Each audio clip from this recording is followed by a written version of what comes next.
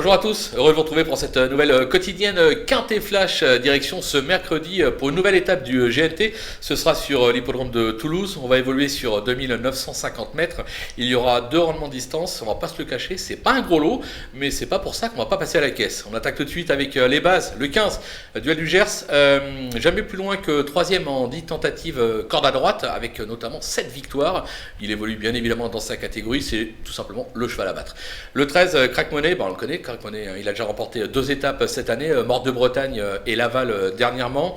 Il rend 25 mètres cette fois-ci.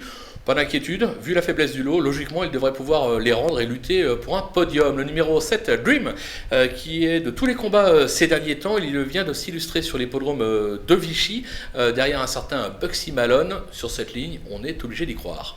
Du côté des opposants, on va se méfier du 5, Démocrate, qui reste sur une probante 3e place, c'était à Vincennes. Il s'est déjà imposé sur cette piste, l'engagement en tête est favorable, on va s'en méfier. Le 16, Bilouka du Boscaï, alors elle devra rendre 50 mètres. Toutefois, elle reste sur une probante 2e place à la hanche de Buxy Malone. Sur cette ligne, et vu encore la faiblesse du lot, je le répète, mais c'est vraiment ce qu'il faut dire dans cette étape du GNT, elle a tout à fait sa place à l'arrivée. On va se méfier du 14, Casting de Chenu, qui vaut mieux que son dernier échec. Il s'est déjà bien comporté sur cette piste. Alors je pense qu'il est totalement barré pour la victoire, parce qu'au 25 mètres, ça va être compliqué, mais pour une place, pourquoi pas, il a tout à fait le droit de conclure dans la bonne combinaison. Un petit coup de poker, et c'est un vrai coup de poker, avec le 9 Gangster du Vallon. Alors vous allez me dire, Gangster du Vallon, c'est un cheval qu'on connaît surtout sous la selle. Attention, il a quelques perfs à l'attelé, surtout ces derniers temps, il est plutôt performant, le cheval revient bien, il a eu des pépins de santé, tout est oublié. Il peut se révéler dans cette épreuve, ou du moins remontrer un vrai visage et venir accrocher une place à belle cote. Les outsiders, on y vient tout de suite avec le 2, Elvis d'Evron. Il vient de fort bien courir à Vincennes. Il se plaît sur la piste de Toulouse. Il est bien placé en tête. Et j'ai un ami, vous connaissez bien, Laurent Souchet, qui m'a conseillé de ne pas l'oublier au moment des choix. Donc on va lui faire confiance et on va le placer dans les outsiders. Le numéro 3, Fakir Mérité, cheval qui excelle sur les tracés de province, notamment sur l'hippodrome de Toulouse.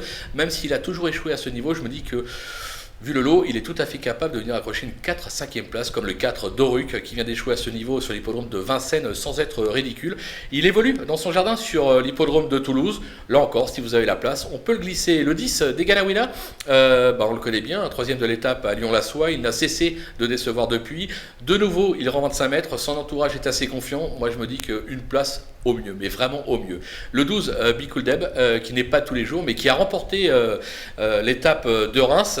Grosse surprise, grosse cote à l'arrivée, donc on se dit pourquoi pas, en effet, pourquoi pas, raison pour laquelle je ne l'ai pas éliminé. Du côté des délaissés, l'As, Camiros Dugoutier, qui a franchement déçu cette saison. Ses 2 dernières tentatives sur cette piste ont été là encore décevantes. Toutefois, son entourage est assez confiant, mais moi, je ne suis pas convaincu, raison pour laquelle je tente l'impasse. Le 6, France-Brésil, pour moi, tout simplement, elle est bien meilleure sous la selle. Elle aura un très bel engagement prochainement sur l'hippodrome de Vichy au monté, raison pour laquelle je l'élimine également. Le numéro 8, Calimero du Tilleul, qui est les plus décevants cette année, avec déjà 4 échecs à ce niveau. Là, je me dis encore que même bien engagé en tête, je ne vois pas comment il pourrait conclure dans la bonne combinaison. Enfin, le numéro 11, Badjury. Alors moi, ce qui m'embête avec Badjury, c'est qu'il vient de se classer 2e du Trophée Vert, c'était à Arras, c'était il y a 3 jours. Il faisait chaud, il a quand même eu un parcours. Là, 3 jours après, il se déplace à Toulouse. Pour moi, le cheval risque de manquer, de demander à souffler pour finir. Raison pour laquelle je l'élimine, même si son entourage y croit pour une petite place. Voilà, on a fait le tour de cet événement. On va se quitter avec ma sélection et mes conseils de jeu. À vous de jouer.